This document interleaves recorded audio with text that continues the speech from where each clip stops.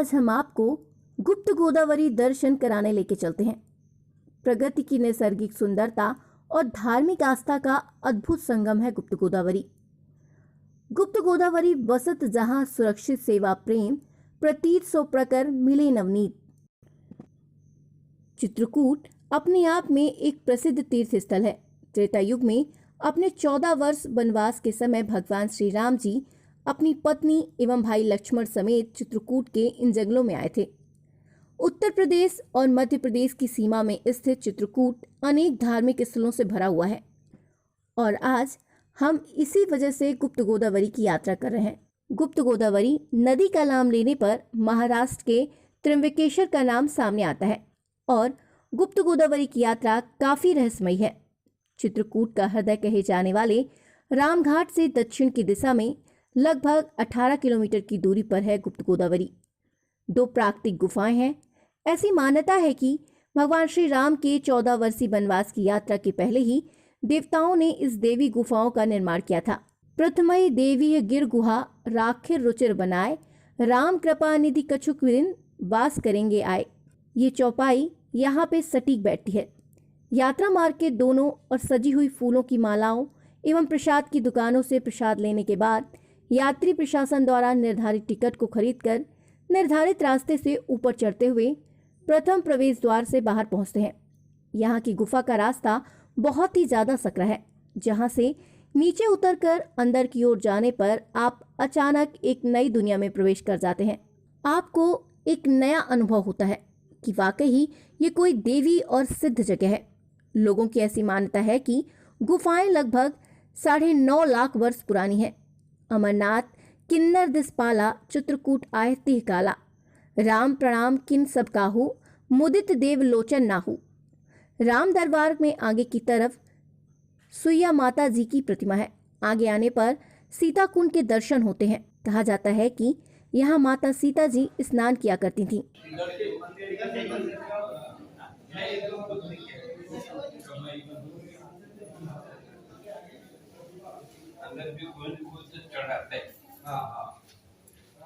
अंदर भी एक बोले का मंदिर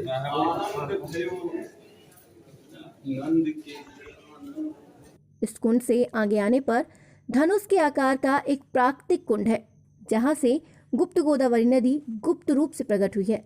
सैलानी और तीर्थार्थी यहाँ आते हैं और आगे की तरफ मिलता है खटखटा चोर, ऐसी लोकोक्ति जो कि वनवास काल में माता सीता जी के वस्त्रों को चुराते हुए मयंक राक्षस भागा था, जिसे लक्ष्मण जी ने उसे मार डाला था और माता सीता जी के एक बाल से बांधकर उल्टा लटका दिया था, जिससे लटकने के कारण खटखट की आवाज आती थी और लोग इस जगह को खटखटा चोर कहने लगे।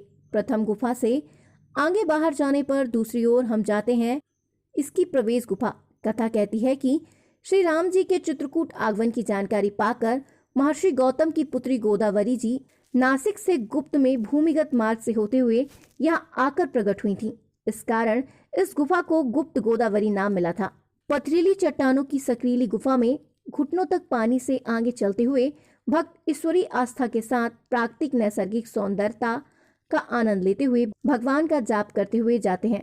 गुफा में बहती हुई साफ स्वच्छ पानी की धारा आपको त्रेता युग के समय की घटनाक्रमों को प्रत्यक्ष साक्षी बनाती है। आश्चर्य और कौतूहल के विचारों से भरे हुए वक्त आगे चलकर गुप्त गोदावरी उद्गम कुंड के पास दर्शन के लिए पहुंचते हैं और लगभग 9.5 लाख वर्ष पुरानी इस गुफा से बाहर की ओर आने के लिए एक दूसरे गुफा द्वार रास्ते होते हुए बाहर की तरफ आते हैं। सब सर सिंधु नदी सब नाना, मंदाकिनी करही मखाना, उदय हस्तगिरी अरु कैलासु, मंदार में वासु। सारे तालाब, समुद्र, नदियां और अनेकों नंग सभी मंदाकिनी नदी की प्रशंसा करते हैं। उद्यांचल, उस्ताचल, अस्ताचल, कैलाश, मद्राचल और सुमित आदि जो सभी देवताओं के रहने के स्थान हैं, वह सभी मंदाकिनी नदी की प्रशंसा करते हैं। बाहर बहती हुई गुप्त गोदावरी नदी की जलधारा कई कुंडों से होते हुए आगे जाकर वापस विलुप्त हो जाती है। परम रम इस तीर्थ पर अति उत्तम विशाल रजत 2 सुंदर गुफा सुनो। उन्हीं की हाल प्रगति और आध्यात्मिक के साथ साथ अपने दर्शनीय महत्व के कारण गुप्त गोदावरी धाम चित्रकूट के प्रसिद्ध पर्यटन स्थलों में श्रेष्ठ माना जाता है। हर साल विशेष उत्सव त्योहारों के 77 मृत्यु साधना तिथियों में यहाँ श्रद्धालुओं की बड़ी बड़ी मंडलियां आती हैं। और गुप्त गोदावरी की दर्शन यात्रा अगर आपको अच्छी लगी तो लाइक और शेयर और कमेंट जरूर करें। जावेद मोहम्मद, विशेष संवाददाता, भारत विमर्श, चित्रकूट, मध्य प्रदेश।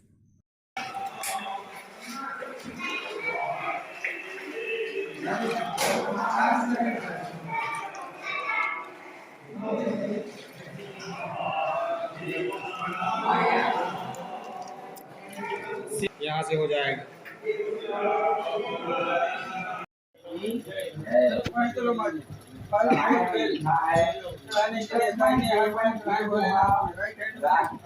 चढ़ाए भोलेनाथ शिव जी को, डायरेक्ट पूजा है, यहीं से लेना, कहने हाथ में लेना है, भोलेनाथ को चढ़ाना। ये लो।